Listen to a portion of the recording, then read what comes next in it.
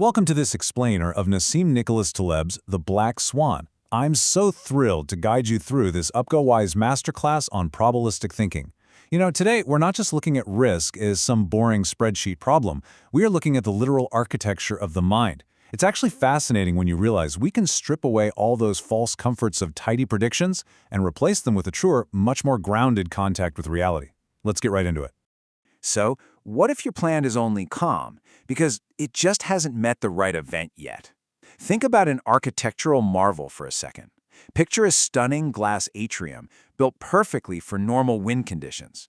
It's bright, it's symmetrical, and highly praised by literally everyone who walks through it.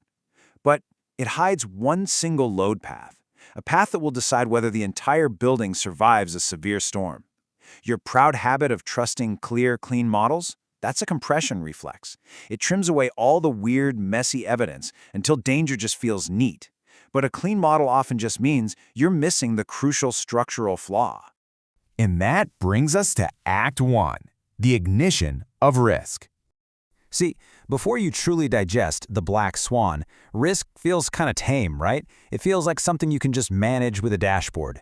But here is the reality slap. Risk has teeth. The world is not some polite school test where the answer key is guaranteed at the end. You might just be performing competence. Think about the performer. The performer makes forecasts, tracks metrics, and relies on a completely closed system just to feel safe. But in that state, every gap becomes a threat. Every outlier becomes a personal courtroom. Now contrast that with the builder. The builder can stand there and say, "I do not know." And yet, the builder can still place beams. A structure can admit ignorance. A performance cannot. The safest mind is not closed. It's built with exits. Understanding what we're actually dealing with here, it changes everything. A black swan is a rare, high-impact event that is explainable only after it happens. Our focus with probabilistic thinking shouldn't be to become some perfect forecaster, trying to guess the next big event. No way. Instead, our goal is to test our exposure to these blind spots. The question isn't, how do I know? It is, what am I blind to, and how exposed am I if it actually shows up? Let's move right into Act 2, the hidden exhaustion wound. If you constantly treat the world as if the future is just a cleaner copy of the past, you're carrying a massive, invisible weight. That tight chest, the clenched stomach, that's the clinical diagnosis of exhaustion.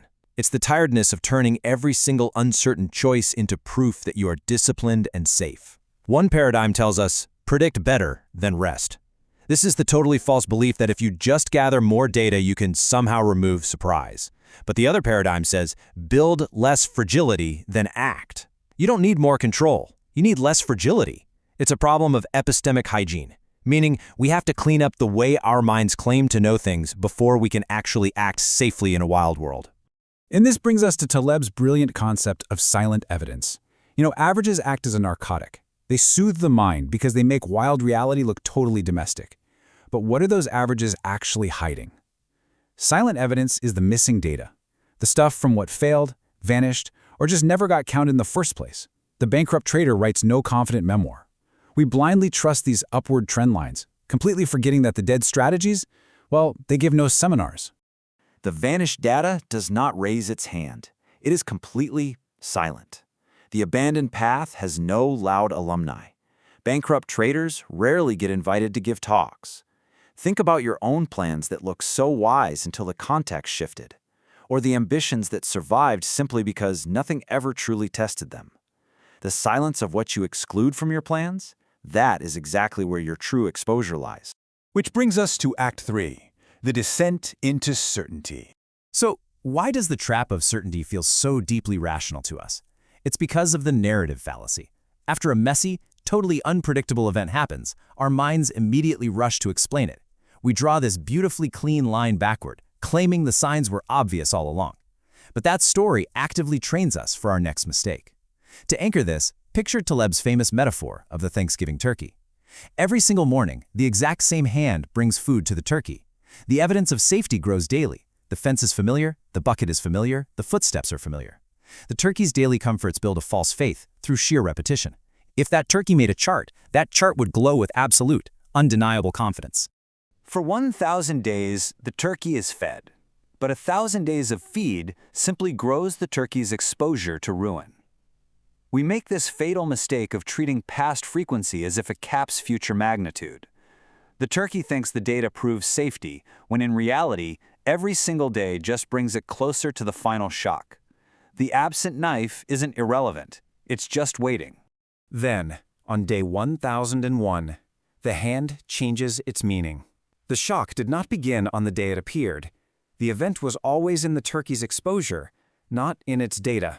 Ask yourself, where does your evidence only prove that nothing has happened yet? Where is your calm just a really long lucky streak? The rare event is never rare to the person it breaks. Let's pivot now to Act 4, the architectural turn. We are moving out of the polite, thin-tailed domain of mediocristan, where averages actually make sense, like with human height or weight, and we're entering the violent, fat-tailed domain of extremistan. In extremistan, with things like wealth or financial markets, one single observation can completely dominate the total sum. You absolutely cannot treat uncertainty as an insult here. You have to treat it as weather that carries a structural load. So, how do we survive this? Through via negativa, improving by removal. This is your negative knowledge shelter. Knowing what to avoid is infinitely more durable than pretending you can magically name the future. Reduce your fragility before you add your ambition. Remove your dependence on one clean story. Ask yourself, what must absolutely not be true for my plan to survive? As Nassim Nicholas Taleb so brilliantly puts it, history does not crawl, it jumps, it fractures. And because of this, you need the barbell strategy. Stop holding on to vague, medium risks in the middle until every single day feels unsafe. Instead, pair extreme safety, like protecting your absolute core needs, with small, bounded upside experiments. You've got to separate your sacred floors from your experimental ceilings, because a life with no floor simply cannot rest. Here is your specific 3-step UpGoWise refinement protocol to execute before making any serious decision. Step 1. Ask, what am I assuming will stay normal? Name the weather. Step 2. What happens to my structure if the rare event actually hits? Name the exposure. Step 3. What small option can I keep alive? This protocol is a game changer. It turns vague dread into specific design. It gives your mind a handrail, allowing you to prepare without begging the world to just stay tame. And finally, we arrive at Act 5, resolution under uncertainty. You see, the ultimate insight from the black swan isn't just that the world is dangerous. That's far too crude. The deeper insight is that your own desperate need for clean knowledge can actually become your greatest danger. Keep optionality. Do not make every single choice a referendum on your self-worth.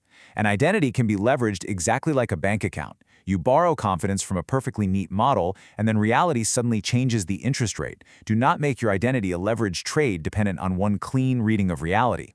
A shock can teach, and a rupture can reveal a weak joint, but only if you have the optionality to survive the hit.